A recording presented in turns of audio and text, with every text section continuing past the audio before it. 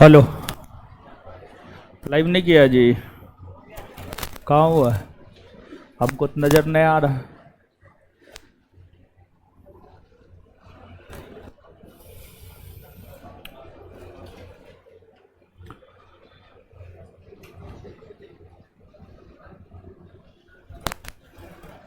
हुआ है जी?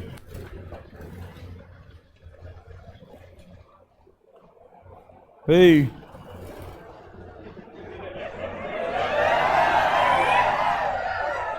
हल्ला क्या कर रहे हैं? किससे बतिया रही? मोबाइल नहीं मिला दोनों का। आजकल मोबाइल चलाते हैं कि ना? ठीक है, वो भले चोरी हो गया। परीक्षा के टाइम में मोबाइल चोरी होना अच्छी बात है। हाँ? फिर ले लिए मोबाइल? नहीं लिए हैं? हाँ, परीक्षा तक मत लीजिए मोबाइल। परीक्षा बढ़िया जाएगा ना तब ले लीजिएगा। हे क्या हुआ जी? क्या कर रहे हैं? है? क्या हो रहा है? है? हाँ, लाइव तो हो गया। हाँ,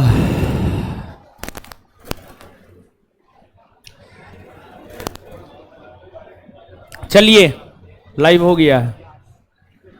बिहार एसएससी का बैच आएगा।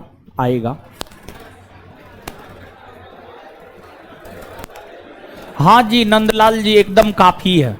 ठीक है, आज खत्म कर दे। प्रयास करते हैं। ठीक है, आ जाइए अब क्वेश्चन पे। ठीक है,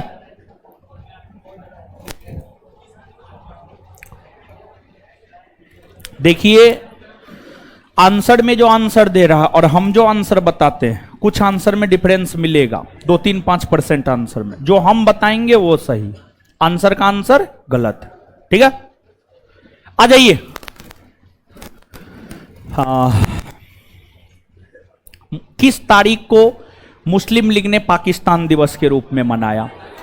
मुस्लिम लीग ने 23 मार्च 1943 को 23 मार्च 1943 को पाकिस्तान दिवस के रूप में मनाया। क्या किसी ऑप्शन में ऐसा है? अर्थात आंसर हो जाएगा उपर्युक्त में से कोई नहीं। मुस्लिम लीग ने 23 मार्च 1943 को पाकिस्तान दिवस के रूप में मनाया है। तो एक बार बता दीजिए।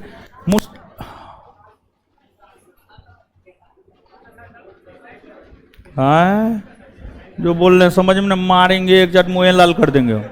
जो बोल रहे हैं वही सही है। कौन किताब क्या देता है उससे कोई मतलब नहीं, जो हम बोल रहे हैं वो सही है। ठीक है, अपना दिमाग नहीं लगाना है।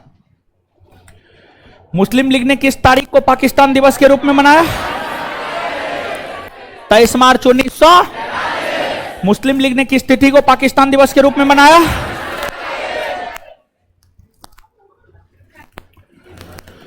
भारत के स्वतंत्रता प्राप्ति के समय भारत में कांग्रेस के अध्यक्ष कौन थे?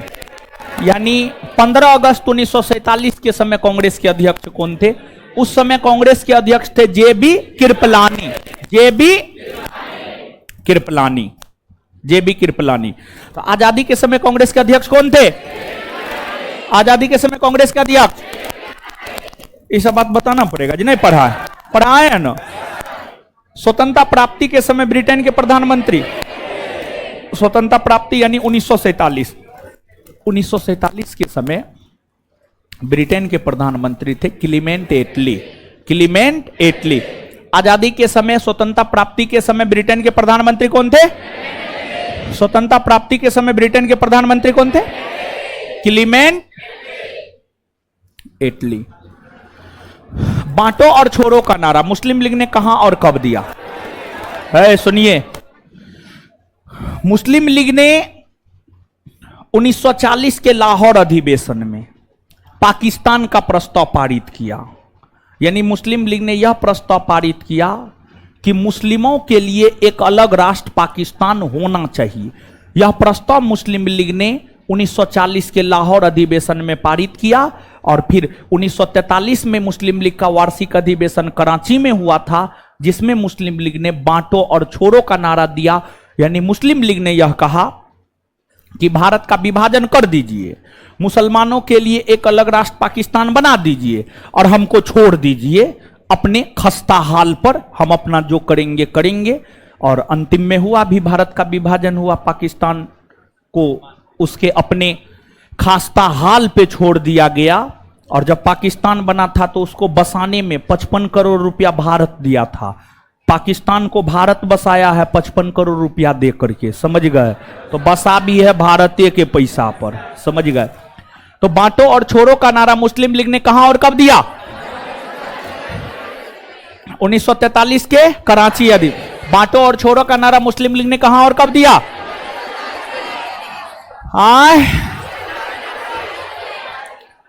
पाकिस्तान का प्रस्ताव, यानी मुस्लिम लीग ने पाकिस्तान का प्रस्ताव कब पारित किया? 1900 कौन अधिवेशन? लाहौर। कौन अधिवेशन? कौन अधिवेशन?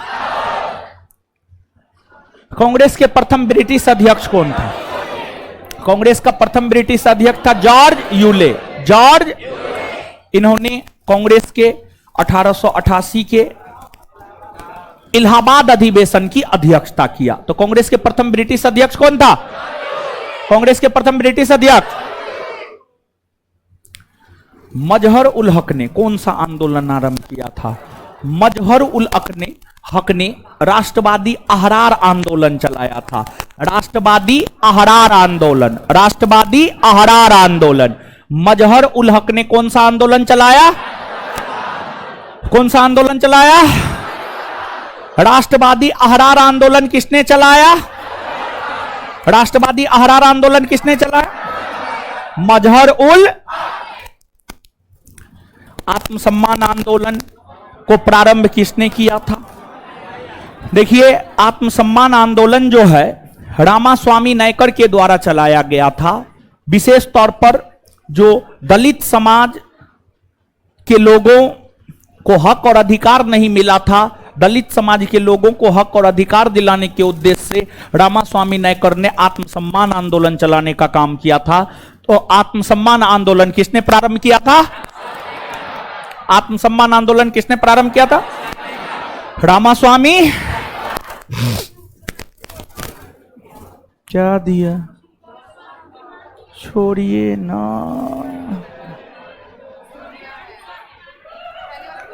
जो हम बोले हैं वही सही है। ठीक है, हम तो आपको शुरू में ही बोल दिए हैं, जो हम बोलेंगे वो सही होगा।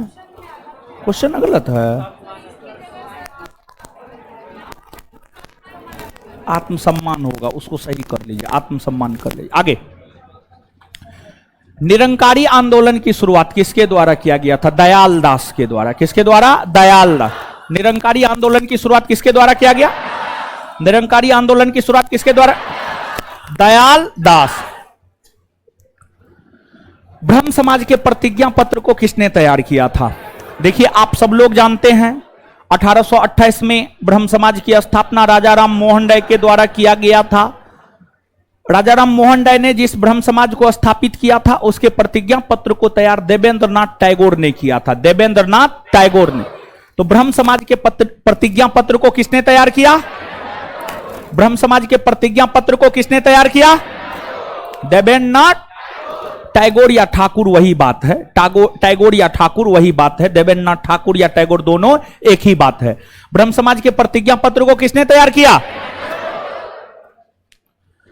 शिव नारायण अग्निहोत्री कौन था? शिव नारायण अग्निहोत्री ने 1887 ईस्वी में वेद समाज की स्थापना किया था। कौन समाज की? वेद समाज।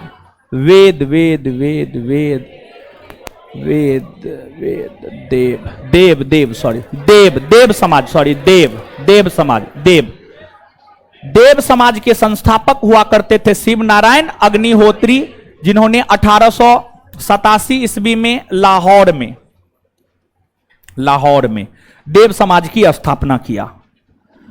पंजाब में चमनदीप ने किसका गठन किया था? पंजाब में चमनदीप ने दंडा फौज का गठन किया था और पंजाब में चमनदीप ने डंडा फौज का गठन रॉलेट सत्याग्रह के दौरान किया था। रॉलेट सत्याग्रह के दौरान किया था। तो पंजाब में चमनदीप ने किसका गठन किया? रॉलेट सत्याग्रह के दौरान डंडा फौज का गठन किसने किया था? रॉलेट सत्याग्रह के दौरान डंडा फौज का गठन किसने किया? डंडा फौज का गठन किसने किया? भारत भारतीयों के लिए यह नारा किसने दिया? भारत भारतीयों के लिए यह नारा दिया है आर्य समाज ने। आर्य समाज। और जो है वेदों की और लौटो नारा किसने? आर्य समाज के संस्थापक दयानंद सरस्वती। तो आर्य समाज का यह नारा था। आगे, आचार्य केशव चंद्र सेन किस संस्था के स्थापना से जुड़ा हुआ था? जो आचार्य केशव चंद्र सेन थे वे वेद समाज की स्थापना से जुड़े हुए थे। वेद समाज, वेद समाज की स्थापना से जुड़े हुए थे। वेद समाज, ठीक तो है ना? है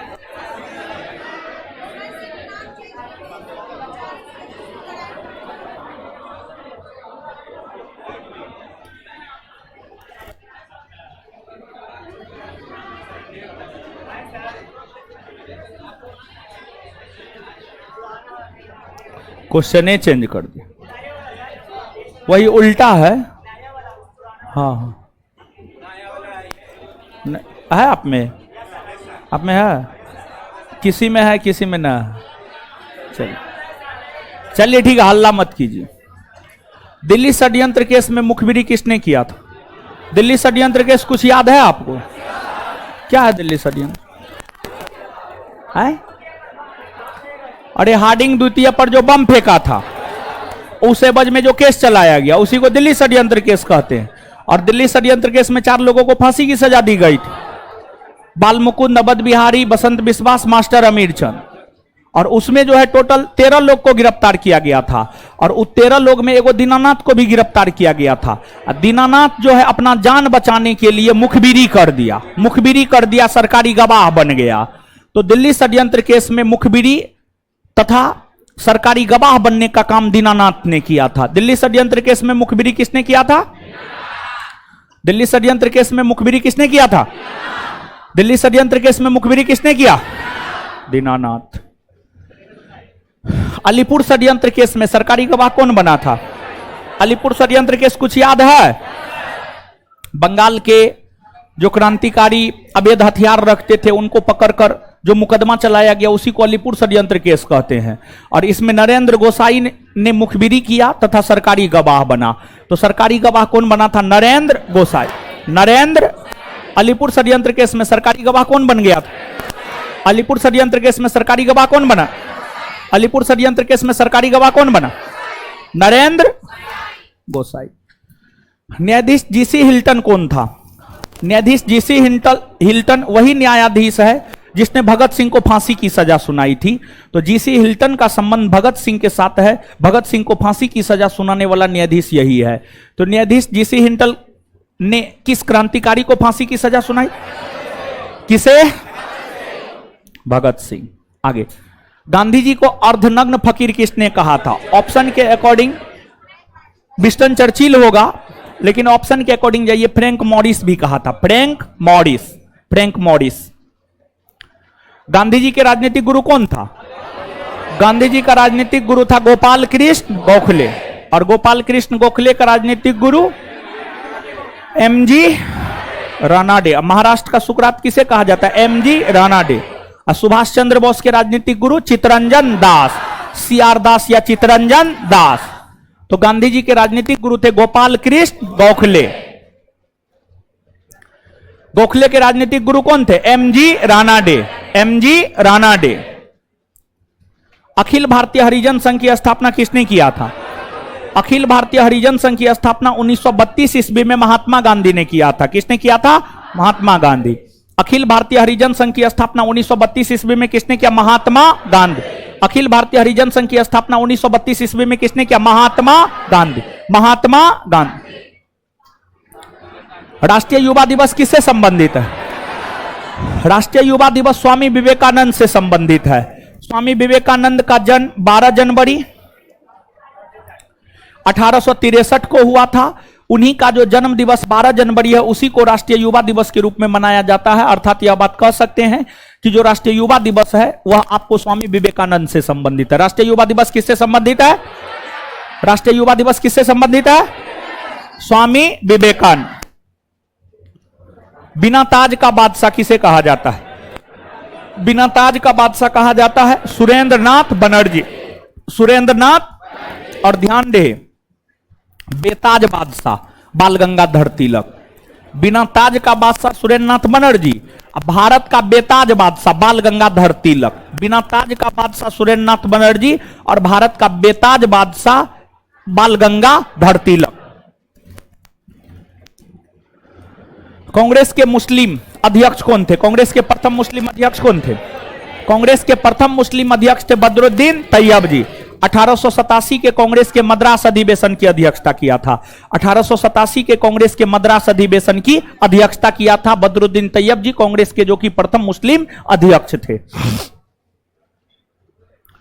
हर्मिट ऑफ शिमला कौन था? Hermit of Shimla A.O.. Hume को कहा जाता। किसे कहा जाता? A.O.. Hume. Hermit of Shimla किसे कहा जाता? ए.ओ. ह्यूम। तीनों गोलमेज सम्मेलन में भाग लेने वाले एक लौते व्यक्ति भीमराव अंबेडकर, बी.आर. अंबेडकर। 22 दिसंबर 1939 को संपूर्ण कांग्रेस मंत्रिमंडल ने त्यागपत्र दिया था। इस दिन को मुस्लिम लीग ने कैसे मनाया? इस दिन को मुस्लिम लीग ने मुक्ति दिवस या धन्यवाद दिवस के रूप में मनाया। मुक्ति दिवस या धन्यवाद दिवस के रूप में मनाया। मुक्ति दिवस या धन्यवाद दिवस के रूप में। और जब मुस्लिम लीग ने 22 दिसंबर 1939 को मुक्ति दिवस या धन्यवाद दिवस के रूप में मनाया तो उसका समर्थन कौन किया था? उसका समर्थन किया था डॉक्टर भीमराव अंबेडकर। नहीं बताएं तो रिवीजन नहीं करते हैं आप। भारी दिक्कत, महादिक्कत, समझ गए। इंडियन इंडिपेंडेंट लीग की स्थापना किसने किया था? इंडियन इंडिपेंडेंट लीग की स्थापना रास बिहारी बोस ने किया था। रास बिहारी बोस ने किया था। आर्य महिला सभा की स्थापना किसने किया था? आर्य महिला सभा की स्थापना पंडित रमाबाई ने। आर्य महिला सभा की स्थापना किसने किया? पंडित रमाबाई। आर्य महिला सभा की स्थापना किसने की है? पंडित रमाबाई। राजा राम मोहन राय का बंगाल के राधानगर में किस वर्ष जन्म हुआ था? देखिए, राजा राम मोहन राय के जन्म वर्ष को लेकर विद्वानों के बीच विवाद है। कुछ स्रोत 1772 लिखता है, कुछ स्रोत 1774 लिखता है, लेकिन उनका जन्म राधानगर में हुआ था और 1772 में हुआ था। इस बात को आपको याद रखना है क्योंकि जितने ऑथेंटिक सोर्स है वह 1772 ही बतलाता है। 1772 ही बतलाता है, तो 1772 ही सही उत्तर होगा। गूगल पे भी आप सर्च मारिएगा तो 1772 ही होगा। अपने नोट में भी देखिएगा तो 1772 ही होगा। स्पेक्ट्रम में भी देखिएगा तो 1772 ही होगा। तो अधिकतर सोर्स जो है 1772 बतलाता है, इसलिए 1772 होगा। तो इसका आंसर मेरे ख्याल से आंसर में गलत है। इसका सही उत्तर होगा उपर्युक्त में से कोई नहीं, और उनका जन्म हुआ है 1772 में। जन्म के संदर्भ में ही क्वेश्चन है, क्वेश्चन थोड़ा अस्पष्ट है। राजा राम मोहन राय का बंगाल के राधा नगर में किस वर्ष जन्म हुआ था? जन्म शब्द को जोड़ लीजिए, किस वर्ष जन्म हुआ था?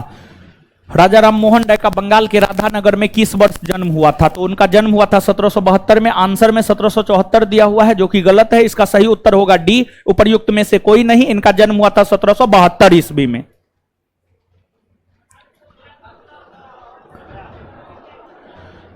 कलकत्ता में हिंदू कॉलेज की स्थापना की गई थी।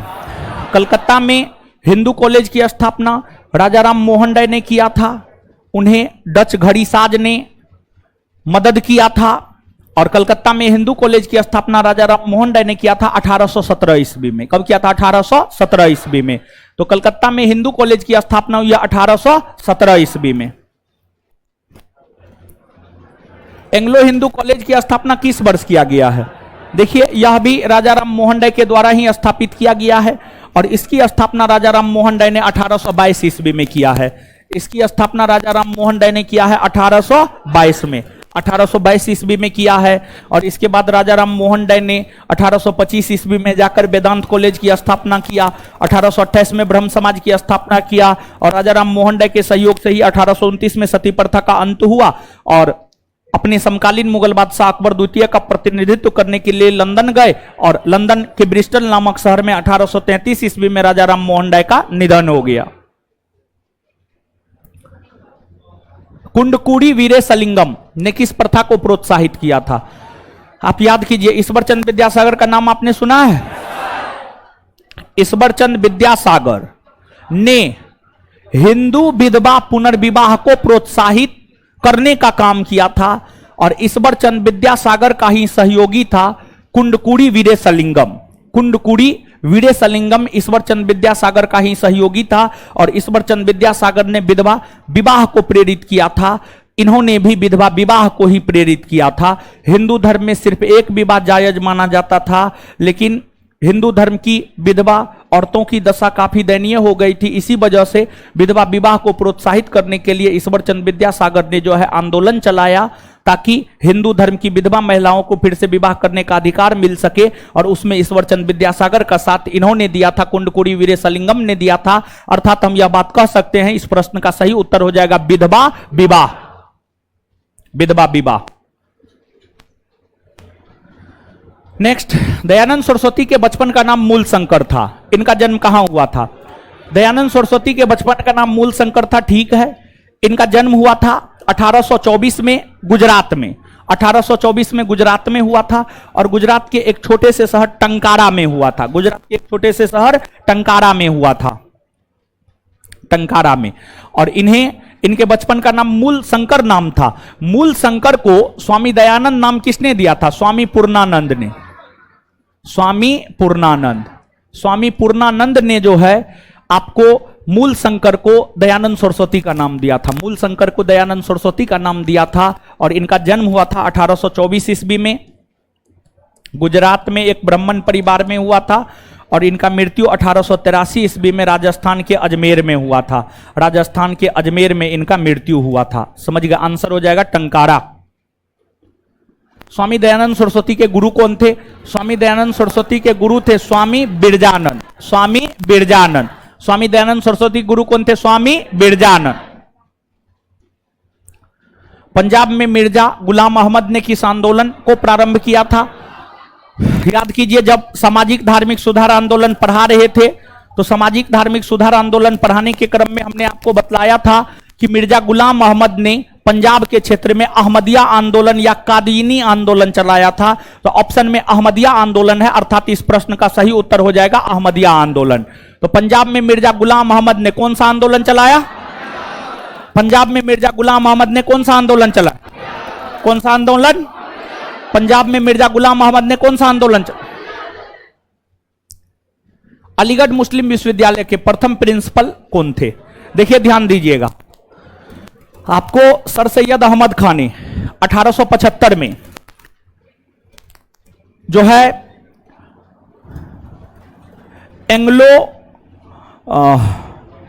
Mohammedan Anglo Oriental College, Sir Syed Ahmad Khan ने 1875 ईस्वी में मोहम्मदन एंग्लो ओरिएंटल कॉलेज की स्थापना किया। वही मोहम्मदन एंग्लो ओरिएंटल कॉलेज बाद में जाकर बना अलीगढ़ मुस्लिम विश्वविद्यालय। और जो अलीगढ़ मुस्लिम विश्वविद्यालय है, इसके प्रथम प्रिंसिपल बने थे थियोडोर। कौन बने थे? थियोडोर। प्रिंसिपल बने थे थियोडोर बने थे। बंग भंग आंदोलन किस वर्ष प्रारंभ किया गया था? आप सब लोग जानते हैं कि 1905 में बंगाल विभाजन हुआ। बंगाल विभाजन को रद्द करवाने के उद्देश्य से ही बंग भंग आंदोलन, बंग भंग मतलब बंगाल विभाजन को रद्द करवाना है। बंग भंग आंदोलन बंगाल विभाजन को रद्द करवाने के उद्देश्य से 7 अगस्त 1905 से कलकत्ता के टाउन हॉल से शुरू हुआ है।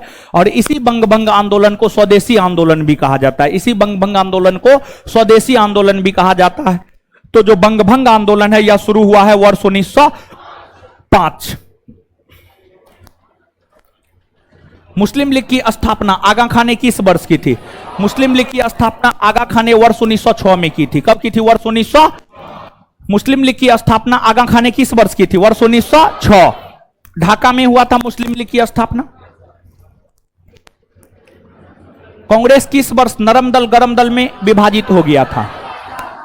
कांग्रेस 1907 के सूरत अधिवेशन में गरम दल और नरम दल में विभाजित हो गया था और कांग्रेस के 1907 के सूरत अधिवेशन की अध्यक्षता किया था रास बिहारी घोष ने। देखिए, एगो रास बिहारी बोस है, एगो रास बिहारी घोष है। घोष ने किया था, बोस ने नहीं बल्कि घोष ने। रास बिहारी घोष ने 1907 के कांग्रेस के सूरत अधिवेशन की अध्यक्षता किया था। इसी अधिवेशन में कांग्रेस स्पष्ट तौर पर दो भाग गरम दल और नरम दल में बट गया था। अर्थात सही उत्तर क्या हो जाएगा? सूरत अधिवेशन 1907। गलत सुमेल का चयन करें। खिलाफत आंदोलन शौकत अली के नेतृत्व में 1919 में चला। हां, खिलाफत आंदोलन 1919 ईस्वी में मोहम्मद अली और शौकत अली नामक दो भाई के नेतृत्व में चला था। यह बात सही है। चोरी चोरा कांड 13 अप्रैल 1919 नहीं, 13 अप्रैल 1919 को हुआ था जलियांवाला बाग हत्याकांड। जलियांवाला बाग हत्याकांड। असहयोग आंदोलन 1 अगस्त 1920। असहयोग आंदोलन 1 अगस्त 1920 से शुरू हुआ है, यह बात सत्य है। स्वराज पार्टी का गठन 1 जनवरी 1923। हां, यह भी बात सत्य है। स्वराज पार्टी का गठन 1 जनवरी 1923 को हुआ है। 1 जनवरी 1923 को हुआ है। तो इसमें गलत सुमेलित कौन है? आपको बी नंबर। चोरी चोरा कांड 13 अप्रैल को नहीं हुआ है, बल्कि चोरी चोरा कांड हुआ है 5 फरवरी 1922। 5 फरवरी 1922। 13 अप्रैल 1919 को हुआ था जलियांवाला बाग हत्याकांड। हिंदुस्तान रिपब्लिकन एसोसिएशन की स्थापना कब और किसने किया? हिंदुस्तान रिपब्लिकन एसोसिएशन की स्थापना वर्ष 1924 में सचिंद्र सान्याल ने किया था कानपुर में। वर्ष 1924 में सचिंद्र सान्याल ने किया था कानपुर में। तो 1924 एक ही ऑप्शन में है, 1 अक्टूबर 1924। साइमन कमीशन की नियुक्ति कब और किसकी अध्यक्षता में की गई थी? साइमन कमीशन की नियुक्ति 8 नवंबर 1927 को लंदन में सर जॉन साइमन की अध्यक्षता में हुआ था। इसमें 7 सदस्य थे, सातों के सातों अंग्रेज थे, जिस वजह से इसे व्हाइट मैन कमीशन कहा गया और इसके सभी सदस्य अंग्रेज थे। इसी वजह से साइमन कमीशन आयोग के आगमन पर पूरे भारतवर्ष में विरोध किया गया था। तो आंसर हो जाएगा जॉन साइमन 1927। बारदौली सत्याग्रह कब हुआ था? बारदौली सत्याग्रह गुजरात के बारदौली में वर्ष 1928 में लगान की दर में वृद्धि को लेकर हुआ और इस सत्याग्रह का नेतृत्व किए थे सरदार वल्लभ भाई पटेल और इसी सत्याग्रह की सफलता पर वल्लभ भाई पटेल को सरदार की उपाधि दी गई थी। आंसर हो जाएगा अक्टूबर 1928। लाहौर षड्यंत्र केस जिसमें भगत सिंह और बटुकेश्वर दत्त ने असेंबली में बम फेंका था। लाहौर षड्यंत्र केस के अंतर्गत भगत सिंह और बटुकेश्वर दत्त ने 8 अप्रैल 1929 को बम फेंका था। कांग्रेस का लाहौर अधिवेशन जिसमें पूर्ण स्वराज का प्रस्ताव रखा गया था, यह हुआ था दिसंबर 1929 और इस अधिवेशन की अध्यक्षता किया था पंडित जवाहरलाल नेहरू। स्वाधीनता दिवस की घोषणा कब की गई? 2 जनवरी 1930।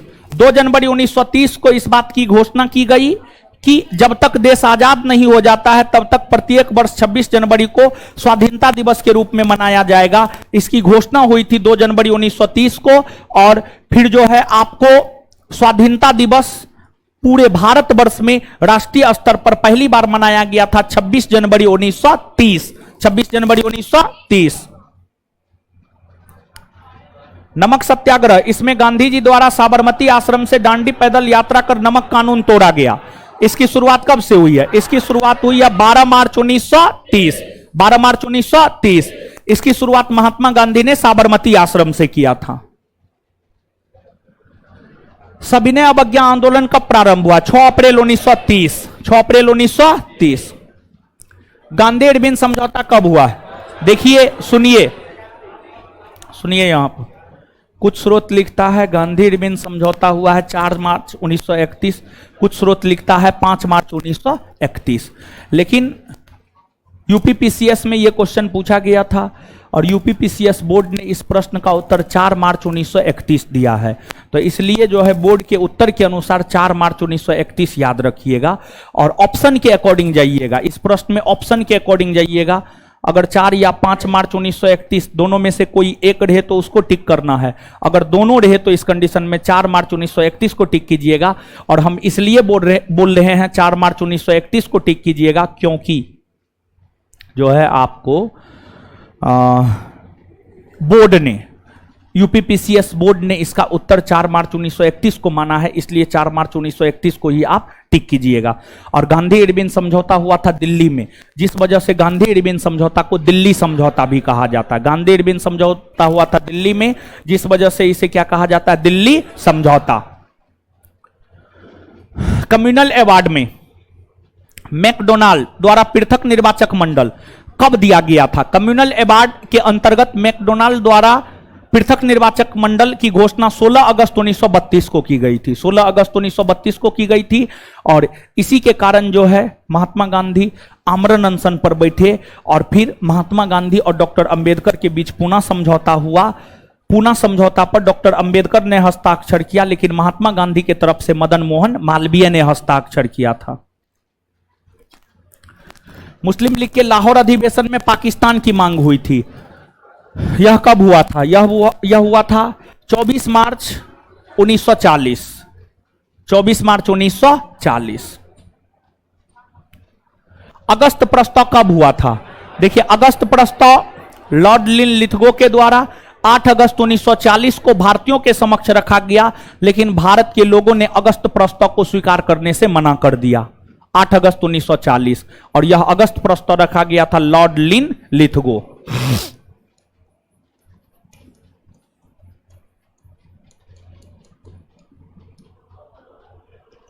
ए लड़का, ए चश्मा वाला खड़ा हुई तो बताइए, अगस्त संकल्प का संबंध किससे है? अगस्त संकल्प का संबंध किससे है? हिस्ट्री में भी बताए हैं, पॉलिटी में भी बताए हैं, 2 बार बताए हैं। हे लड़की, खड़ा हो जाए, खड़ा होइए। हाँ, अगस्त संकल्प, गांधी जी, अगस्त घोषणा,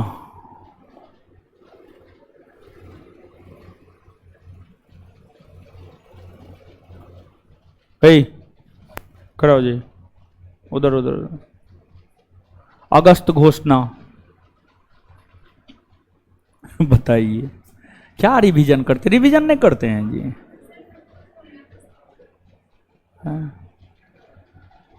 अगस्त संकल्प गांधी जी, अगस्त घोषणा मॉन्टेग्यू और अगस्त प्रस्ताव लॉर्ड लिथगो। नहीं बताएं, नहीं बताएं, मार फटा से ठीक कर देंगे। रिवीजन नहीं करते हैं जी। है मारेंगे, हंस रहा है, मारेंगे, चप्पल खोल के मारेंगे हम।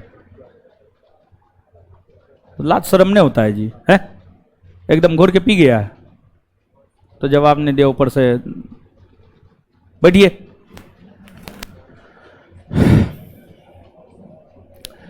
क्रिप्स मिशन स्टीफर्ड क्रिप्स के नेतृत्व में कब आया था? क्रिप्स मिशन एक सदस्यीय आयोग था। यह स्टीफर्ड क्रिप्स के नेतृत्व में मार्च 1942 में आया था। मार्च 1942। भारत छोड़ो आंदोलन कब प्रारंभ हुआ है? भारत छोड़ो आंदोलन प्रारंभ हुआ है 9 अगस्त 1942। 9 अगस्त 1942। किसी भी ऑप्शन में नहीं है। ऐसे आंसर 8 अगस्त 1942 दिया होगा जो कि गलत है। आंसर 8 अगस्त 1942 दिया होगा जो कि गलत है। इसका सही उत्तर होगा 9 अगस्त 1942। 9 अगस्त 1942 उपर्युक्त में से कोई नहीं उत्तर होगा इसका। शिमला सम्मेलन, सभी राजनीतिक दलों का सम्मेलन कब हुआ था? देखिए, भारतीय वायसराय लॉर्ड वेवेल ने भारतीयों के समक्ष एक प्रस्ताव रखा था जिसे वेवेल प्रस्ताव कहा गया। वेवेल प्रस्ताव पर ही विचार विमर्श करने के लिए शिमला में सम्मेलन हुआ जिसे शिमला सम्मेलन कहा गया। शिमला सम्मेलन की शुरुआत 25 जून 1945 से हुई। 25 जून 1945 से लेकर 14 जुलाई 1945 तक शिमला सम्मेलन आयोजित हुआ। 25 जून 1945 से लेकर 14 जुलाई 1945 तक शिमला सम्मेलन जो है आपको आयोजित हुआ था। तो शिमला सम्मेलन शुरू हुआ था 25 जून 1945 से 14 जुलाई 1945 तक। आगे, नौसेना का विद्रोह कब हुआ था? नौसेना का विद्रोह हुआ था आईएनएस तलवार नामक जहाज से नौसैनिक विद्रोह की शुरुआत हुई थी मुंबई से 18 फरवरी 1946 से। 18 फरवरी 1946 से। एकदम रिवीजन नहीं करते हैं आप लोग। प्रधानमंत्री नेहरू के नेतृत्व में अंतरिम सरकार की गठन कब किया गया था? प्रधानमंत्री पंडित जवाहरलाल नेहरू के नेतृत्व में अंतरिम सरकार का गठन किया गया था 2 सितंबर 1946। 2 सितंबर 1946।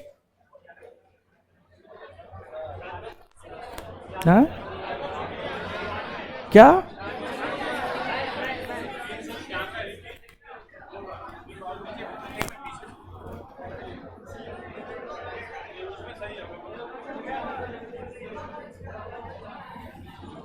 हाँ, आप लोग में है 396। मुस्लिम लीग द्वारा प्रत्यक्ष कार्रवाई दिवस कब मनाया गया?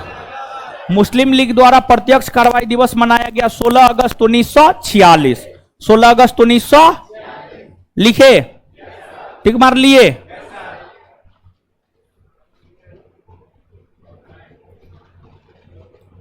भूदान आंदोलन कब प्रारंभ किया गया? भूदान आंदोलन प्रारंभ हुआ 18 अप्रैल 1951 और इस आंदोलन की शुरुआत की गई थी विनोबा भावे के द्वारा। जो भूदान आंदोलन था इसकी शुरुआत की गई थी विनोबा भावे। विनोबा भावे के द्वारा इसकी शुरुआत की गई थी और इसकी शुरुआत पोचमपल्ली से की गई थी। पोचमपल्ली से की गई थी। और देखिए जो पोचमपल्ली है वर्तमान में तेलंगाना में है। उस समय तेलंगाना नाम का कोई राज्य नहीं था। उस समय तेलंगाना आंध्र प्रदेश का ही अंग हुआ करता था। मतलब हम कह सकते हैं उस समय के संदर्भ में भूदान आंदोलन की शुरुआत विनोबा भावे ने आंध्र प्रदेश के पोचमपल्ली से किया है। आंध्र प्रदेश के पोचमपल्ली से जो है, आंध्र प्रदेश के पोचमपल्ली से भूदान आंदोलन की शुरुआत विनोबा भावे ने किया है 18 अप्रैल 1951 से। 18 अप्रैल 1951 से। आगे, अभ्युदय लीडर और हिंदुस्तान के लेखक कौन है? देखिए ये सब पत्रिका है और जो अभ्युदय लीडर और हिंदुस्तान नामक पत्रिका है यह आपको मदन मोहन मालवीय की पत्रिका है। किसकी पत्रिका है? मदन मोहन मालवीय। अभ्युदय लीडर और हिंदुस्तान मदन मोहन मालवीय की पत्रिका है। किसकी पत्रिका? मदन मोहन मालवीय। इंडिपेंडेंट किसकी रचना है? इंडिपेंडेंट मोतीलाल नेहरू की रचना है। इंडिपेंडेंट मोतीलाल नेहरू की रचना है। किसकी रचना है? मोतीलाल नेहरू। इंडिपेंडेंट किसकी रचना है? इंडिपेंडेंट किसकी रचना है? मोतीलाल नेहरू। बंदी जीवन के रचनाकार कौन है? बंदी जीवन के रचनाकार है सचिंद्र सान्याल। बंदी जीवन के रचनाकार कौन है? सचिंद्र सान्याल। बंदी जीवन के रचनाकार कौन है? सचिंद्र सान्याल। भवानी मंदिर की रचना किसने किया है? भवानी मंदिर की रचना किया है बारिंद्र कुमार घोष ने। बारिंद्र कुमार घोष एक क्रांतिकारी हुआ करते थे और बारिंद्र कुमार घोष नामक क्रांतिकारी के द्वारा भवानी मंदिर की रचना जो है आपको की गई है। बंगाल का क्रांतिकारी हुआ करता था। बंगाल में क्रांतिकारी आंदोलन उभारने का काम बारिंद्र कुमार घोष और भूपेंद्र नाथ दत्त ने ही किया था और उसी में से बारिंद्र कुमार घोष के द्वारा जो है भवानी मंदिर नामक पत्रिका निकाला गया था ताकि क्रांतिकारियों को प्रेरित किया जा सके। संवाद कौमुदी के लेखक कौन थे? संवाद कौमुदी के लेखक थे राजा राम मोहन राय। राजा राम मोहन राय। संवाद कौमुदी के लेखक कौन थे? राजा राम मोहन राय। और राजा राम मोहन राय इसी संवाद कौमुदी के जरिए सती प्रथा का विरोध किया। सती प्रथा का विरोध किया। कौन गांधी जी की पुस्तक नहीं है? Young India My Experiment with Truth Navjivan nation. इसमें जो है नेशन जो है गांधी जी की पुस्तक नहीं है, बल्कि नेशन जो है गोपाल कृष्ण गोखले की रचना है। नेशन जो है आपको गोपाल कृष्ण गोखले की रचना है। गोपाल कृष्ण गोखले, गोपाल कृष्ण गोखले की रचना है। और ध्यान रहे कि जो गांधी जी है, गांधी जी की आत्मकथा है ये माय एक्सपेरिमेंट विथ ट्रूथ। जो माय एक्सपेरिमेंट विथ ट्रूथ है यह गांधी जी की आत्मकथा है।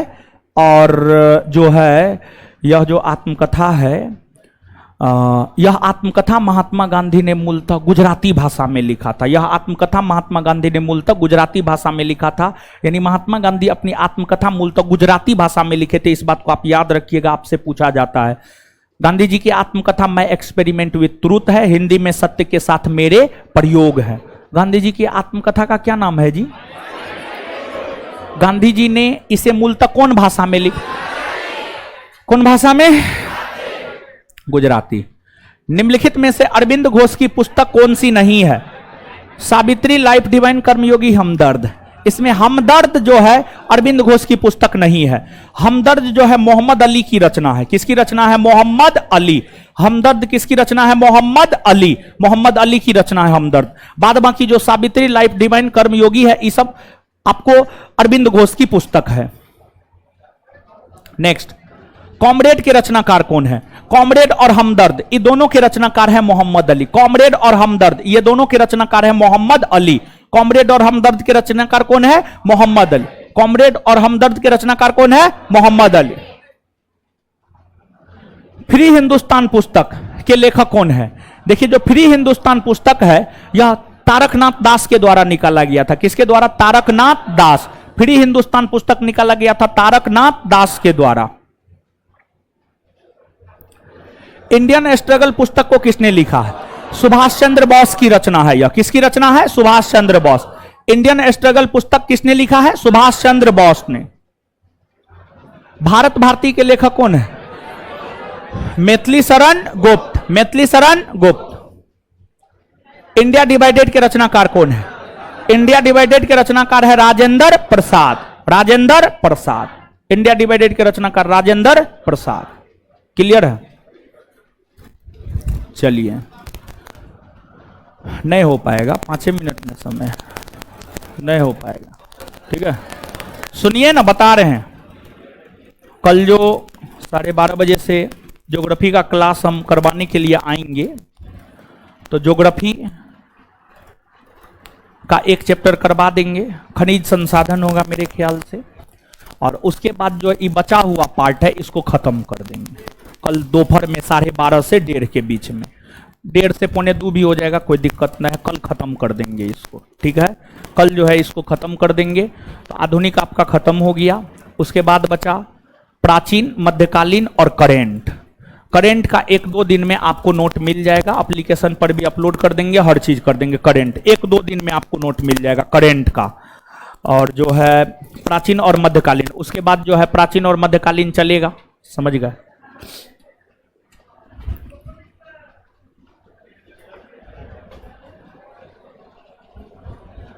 चलिए, लड़की लोग निकलिए, तो लड़की को निकलने दीजिए। इससे आगे मिलेंगे अगले क्लास में। लड़की को निकलने दीजिए। लड़की लोग निकलिए, रिवीजन कीजिए घर पे जाकर के। इकोनॉमिक्स चिल्ला रहे हैं। जो पढ़ाए वो याद है? जो पढ़ाए वो यादें न है? इकोनॉमिक्स चिल्ला रहा है। जितना पढ़ाए उतना याद रख लीजिए, रिजल्ट हो जाएगा। ठीक है,